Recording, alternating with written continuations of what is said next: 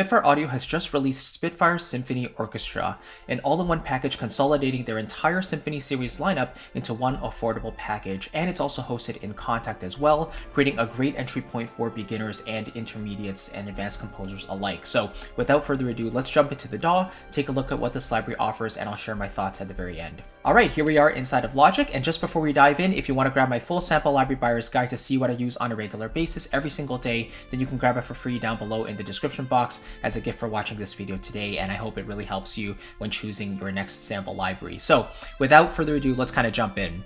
So you'll notice that here it's a Kontakt player library, which is really cool. For me personally, I don't really like to use external players all that much. It's just an additional learning curve, and I just like to plug and play for my libraries, right?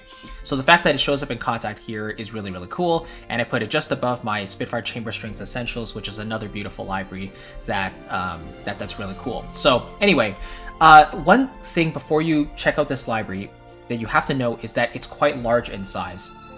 It's almost 350 gigabytes, okay? And this is not that surprising considering all 4 separate packages added up to God knows how many terabytes of samples, right? But the fact that they were able to consolidate it all and give it to you at a reasonable size, right? It's not like 1 terabyte large where you need to purchase an extra SSD for this library, but just keep in mind that it is relatively hefty, so you will have to clear out some storage space. I had to do that as well.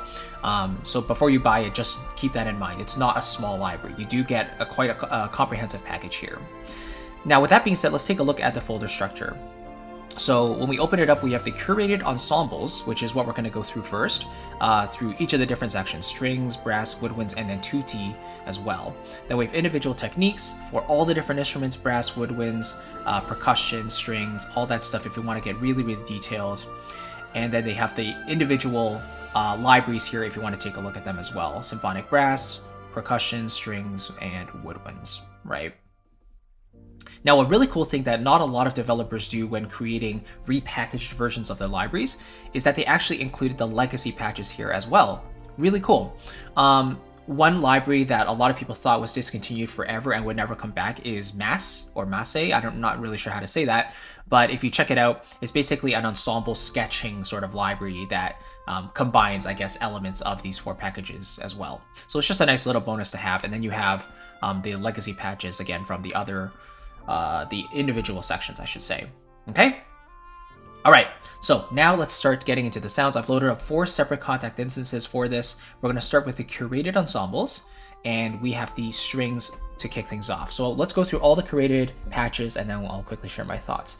As always, dynamics are controlled with the mod wheel. So let's start off with the cool strings one.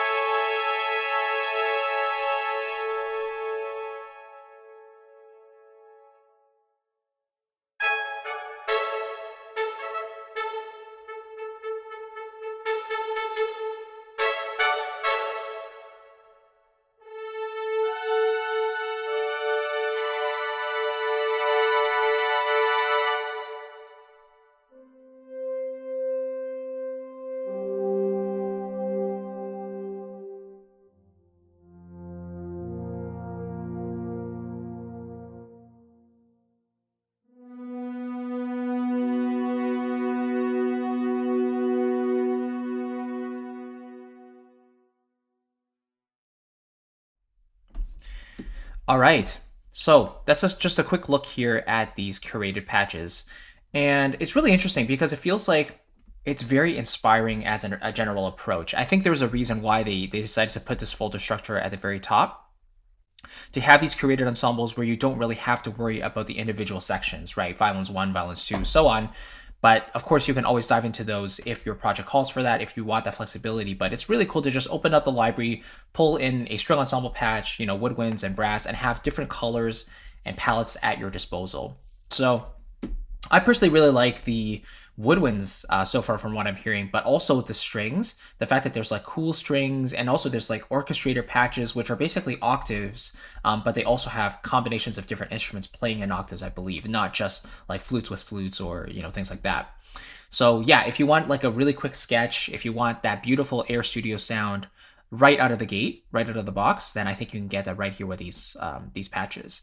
So with that being said, let's kind of move on to the string library. So now we're looking at Spitfire Symphonic Strings, and I won't have time to go through all these different patches, but I'll bring in like a couple all techniques patches, which basically contain all the necessary articulations, and then we'll focus more on the performance patches, which are essentially legato patches. Okay, and then the woodwinds and the brass, the flute and the trumpet, both have what's called a total performance patch, which requires you to basically play, and the speed that you're playing, the velocity, the intervals that you're playing, those will determine the attacks and the legato styles and the vibrato and stuff like that. So anyway, let's start with the strings. Violins 1, let's go through all these techniques and then we'll start hearing some legato after that.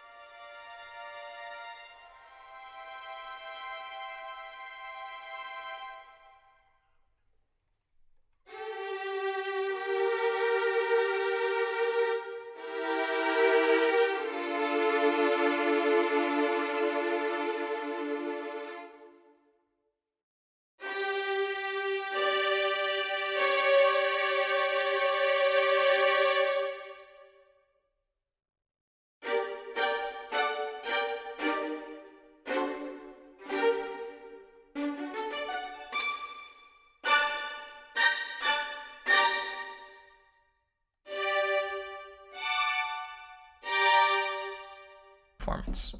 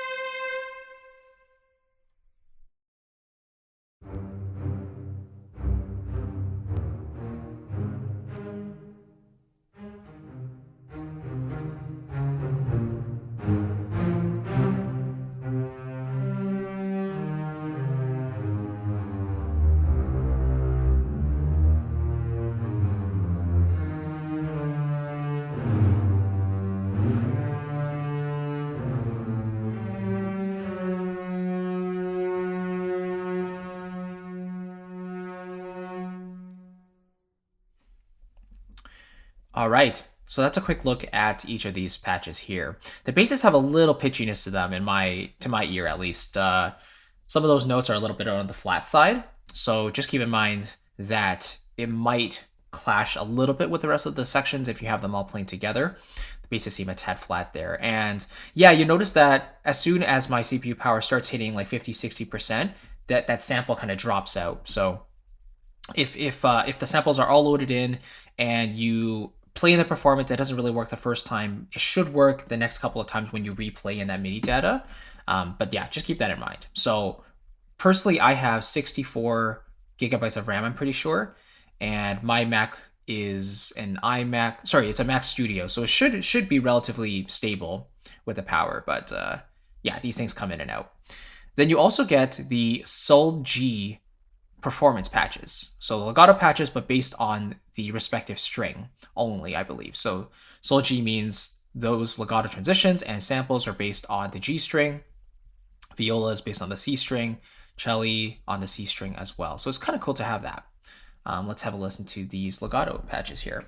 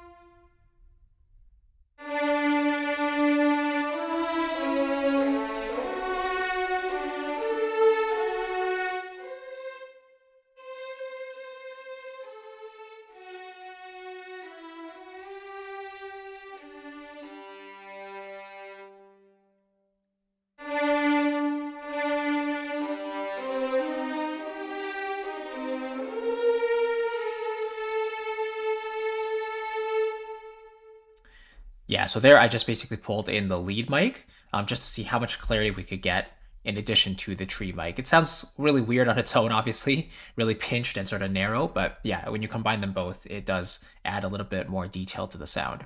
So yeah, overall so far, the legato feels a lot smoother, and I think part of that also is because it takes up a lot less memory in contact, right? So there's a lot less likely to be, have dropouts and things like that. But also the fact that it's all on one string makes it feel a lot more continuous and smooth. So that's pretty cool. All right, violas have a Sol C performance patch.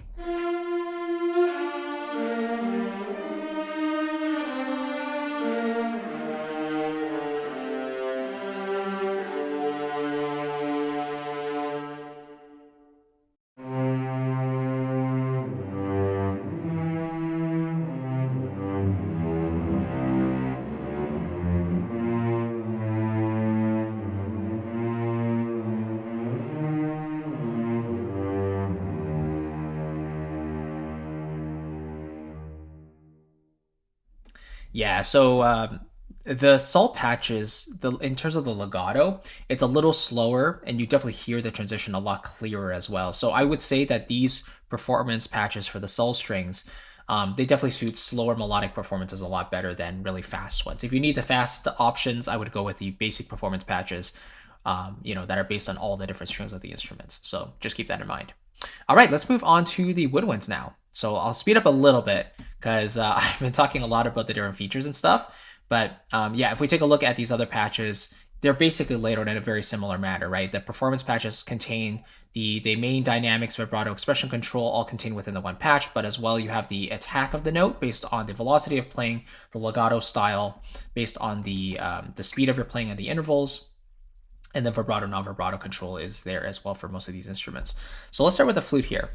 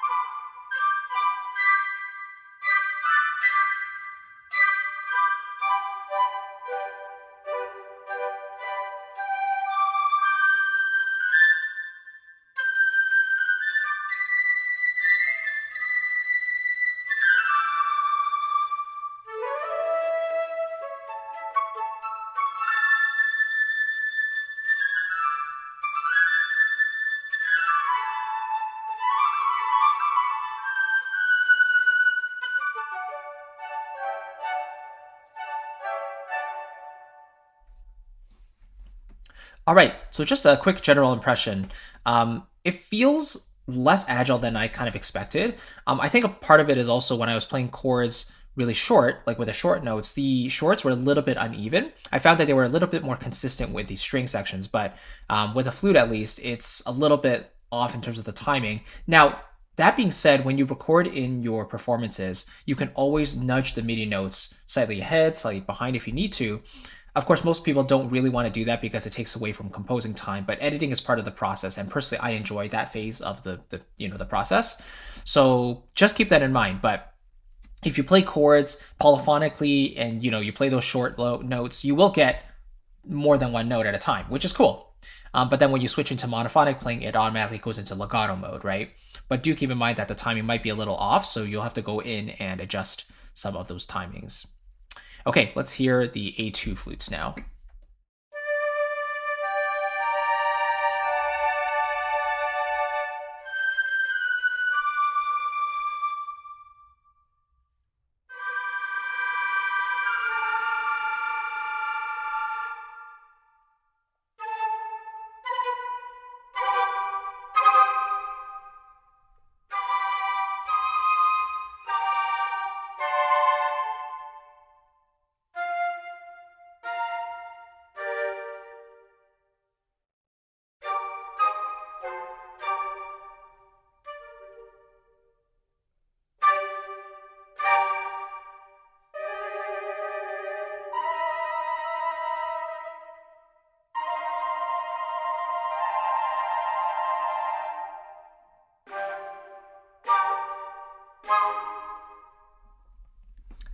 Yeah, so to my ears, woodwinds sound really, really good in this hall. The reverberance feels so natural and large. And yeah, I just think the hall complements the instruments in a really beautiful way. Okay, let's have a listen. Oh, by the way, that was the all articulations patch, so that's why there was no legato there. Those are dedicated to the performance patches, just as a friendly, quick reminder there. So if we take a look one more time, each of the sections here you have, but then if you open it up, you can have the all techniques patches, but also the performance patches for the respective instruments. So here is the oboe solo performance patch.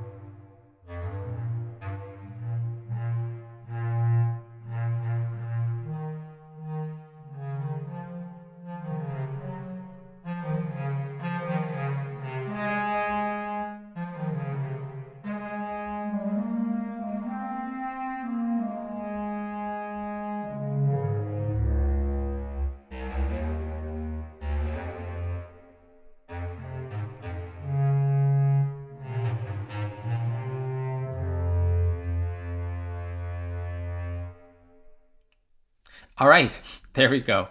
Oh yeah, let's also hear the contrabassoon performance. But I'm not as convinced with the shorts here for the contrabass clarinet performance patch. Um, for all the other ones, actually, I was really pleasantly surprised with the legato. You know, it feels very fluid, and the shorts blend very well as an overlay to each of the sustains. But the contrabass clarinet, a lot of the attacks weren't quite as sharp as I wanted to. Even if I was playing harder, you saw that that staccato note was sort of activating, but it wasn't really as attacking as we might expect. Okay, let's finish off with contrabassoon here.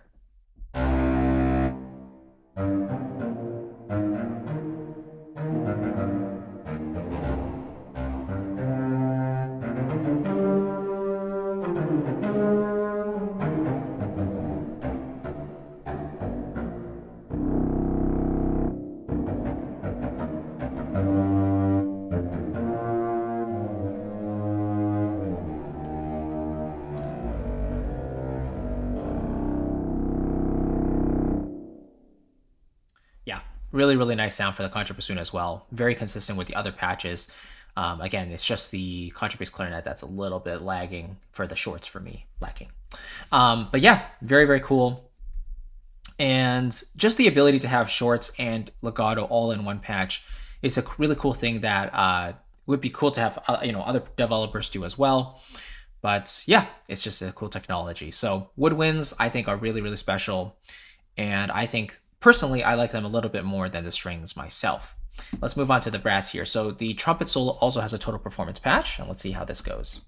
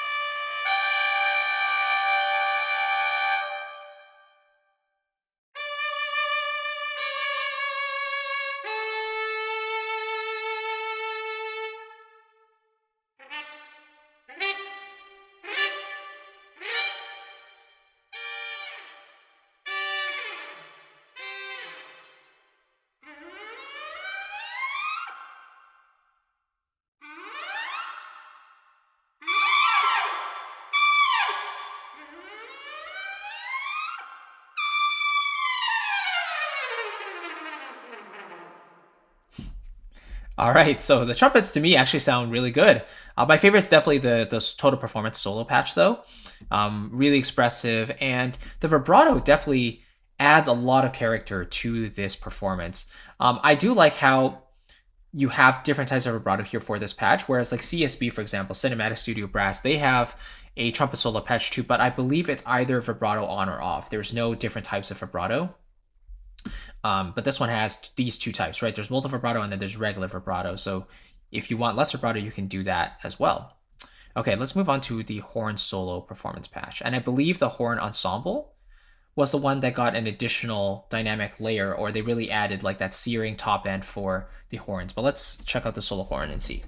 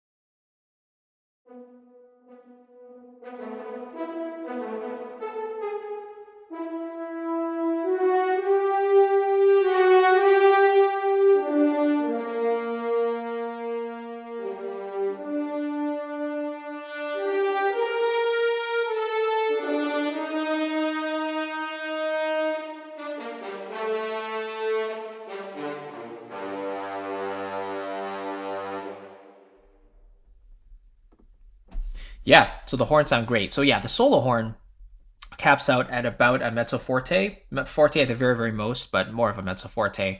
And I feel like the horns A6 definitely sears into the fortissimo range for sure. So it's nice to have that flexibility there. But you'll notice that both patches don't have vibrato. So the more traditional, like non-vibrato approach is what we would expect in most libraries, and that's what we get here as well. Okay, let's move on to the tenor solo. Tenor trombone solo, all techniques. And I believe the solo trombone does not have legato included. So let's see. Tenor trombone solo. Right, so you can see here the solo trombone's A2. Only the solo trombone does not have performance legato, but trombones A2, trombones A6, they both have legato there. So a little bit of an omission there, but let's see.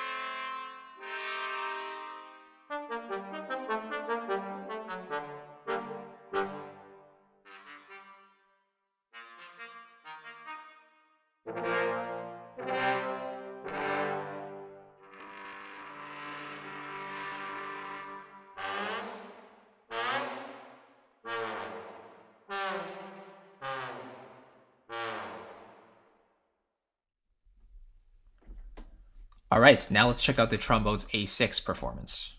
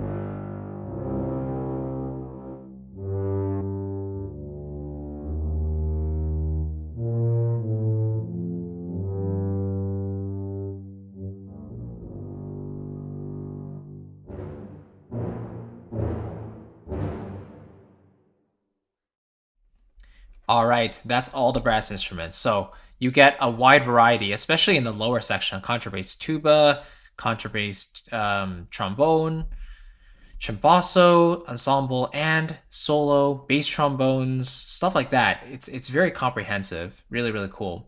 The big thing to notice here is that I was switching a lot between lower and higher dynamics in terms of the contact patches. For most of these, I had to really dial down the contact patch volume because brass naturally are so loud, and they recorded the cypher kind of hot as well. Whereas for the woodwind patch, specifically, I had to turn up a lot of the patches because they were really quiet, whereas the strings were sort of like middle of the road. And I believe the perk and extras will also be sort of similar, where they're kind of middle of the road. But yeah, just keep in mind the woodwinds are the quietest of the sections, right? And then the brass are the loudest, strings sort of in the middle, and perk kind of blends everything together. So moving on to the perk, speaking of which, let's take a quick look at actually what we have here in the folder structure. So Symphonic Percussion, high and low drum patches, ensembles, a whole bunch of them. Then we have grand piano, harp glissandi, and harp patch, which are for me kind of highlights. Really, really cool in this library. And then you get tuned and untuned or unpitched percussion. So let's maybe hear some of these high drums first.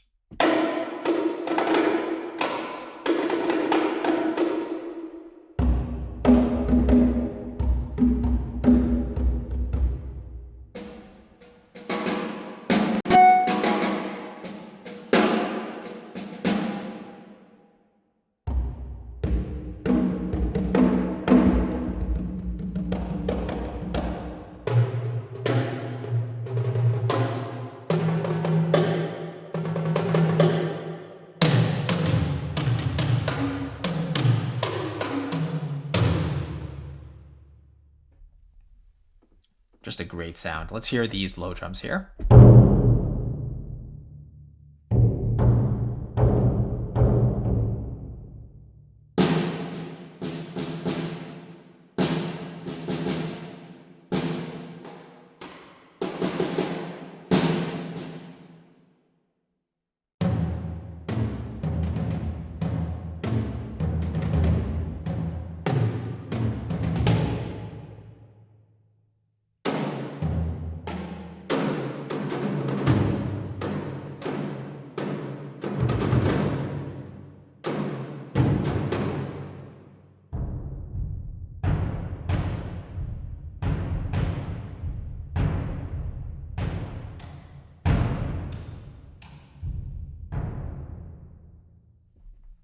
So yeah, when you click on each of these different images of the instruments, you can kind of see where they're mapped to on your keyboard. I would have liked if they were all mapped, from lowest to highest, but it looks like field drum is on the 2s, so I will have liked it in the second position, but it is what it is. Maybe you can change that actually. I'm not really sure, but you could definitely edit the range though, the key switch range of where it lies. So that's totally up to you.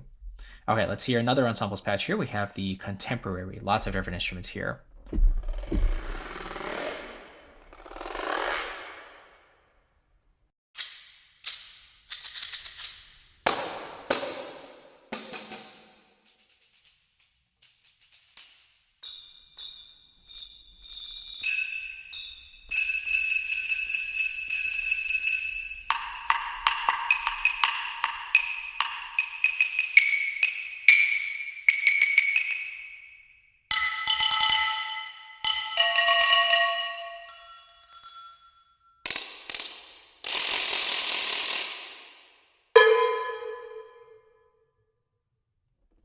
Okay, so yeah, pretty loud patch there.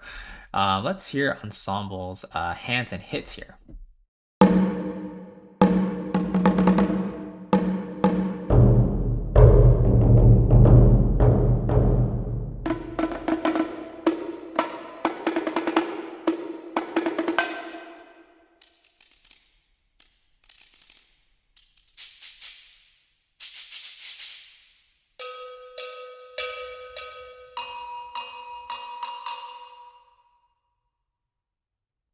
All right, then we have some individual instruments. Let's hear the clock really quickly.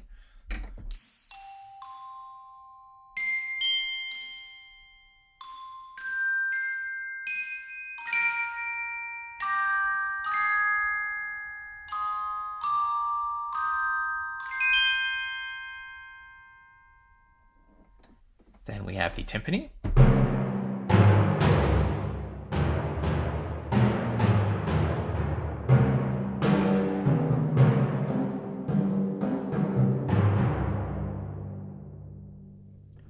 Tubular bells.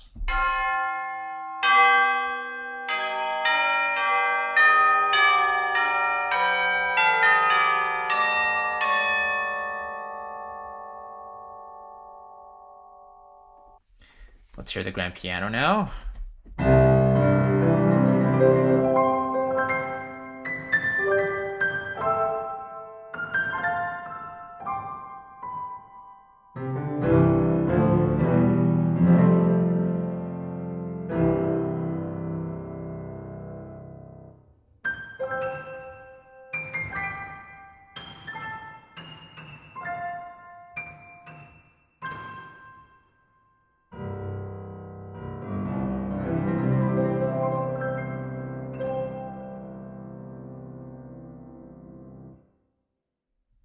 Yeah, just a beautiful sound there.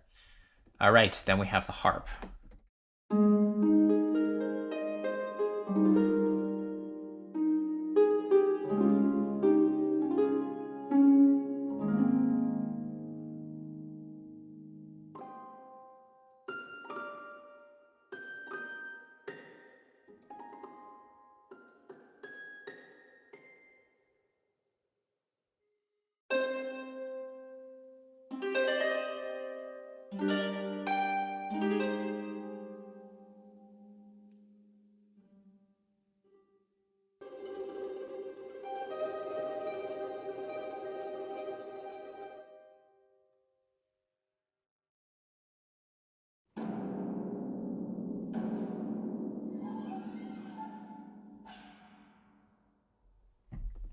All right, and then for me, a definite highlight here, the harp glissandi, really, really cool. You can select the different scale types or glissando types. So like whole tone, minor harmonic, minor melodic, major scales, pentatonic, diminished. So let's start with major here.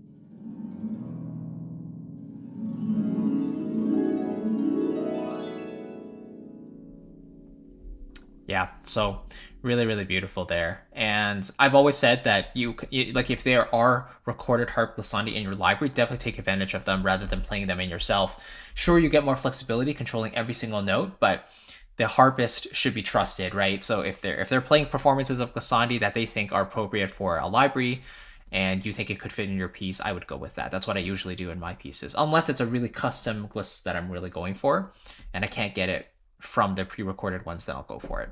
Okay, and then just to quickly show one patch here from Mass or Masse, this is the tutti patch. So here are the longs. I would assume these are like all the strings, brass, and winds together.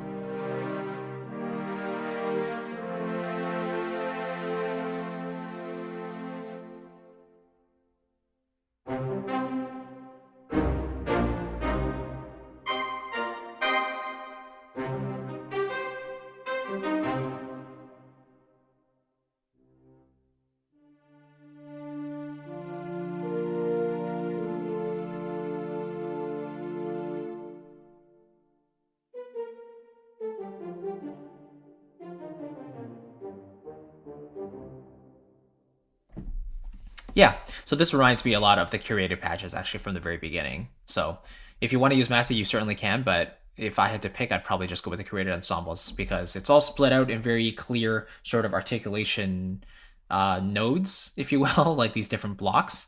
So it's very easy to see what you want to activate there. Yeah, so that's just a quick look. Well, not that quick. We're reaching an hour here, but basically an overview of these libraries all condensed into one. Again, it is quite a sizable library, so do keep that in mind if you're thinking about investing in something like this. Now, who do I think this is right for? I think it's right for someone like me who did not own any of the symphonic series before, but always had a sort of an interest in it. That being said, if you already have a complete orchestra, right, you already have all the individual sections covered, then you don't necessarily need this. It might be a little redundant if you already have some stuff from like OT or Cinematic Studio Series or Cinesamples, Museo, whatever you have. If your sections are already covered, then this will really not be necessary. But if you're starting from scratch, you're looking for something that is all in one, but also gives you flexibility over the individual sections, gives you a great sound out of the box, albeit a little bit wetter than other libraries because it's in Air Studios, and is priced affordably, you can't really go wrong with Spitfire Symphony Orchestra. For me, the highlights are definitely the woodwinds, and the percussion are really beautiful as well, specifically these ensemble patches that we just went through. I really enjoy those. The brass solo performance patches I really enjoyed, but in general, really beautiful. I also do like the GUI. I saw some people not really happy with the way things were presented in terms of how the GUI was laid out and where the instruments were and all the controls and stuff. And I think there were a few bugs that Paul is addressing with an update coming out very soon at the time of this recording. But in general, I do like it. I think it's laid out in a very intuitive manner, personally. And so, yeah, it's really exciting to have this sort of tool available to us at this sort of price for the hobbyist and professional alike. If they've already collected all the sections, you can get this absolutely free. If you already only have some of the sections, then you have an upgrade offer pricing on the Spitfire website. But big thanks to Sarah from Spitfire Audio for sending me a copy for review. Really do appreciate it as always. And of course, if you want to check out my full sample library buyer's guide list and see what I use on a regular basis, all my different recommendations and the pricing as well, then definitely grab it down below for free. And it's my gift to you for checking out this video today. So I really appreciate you watching. Thank you so very much again. I'll catch you in another video, and I'll see you there very soon. Take care.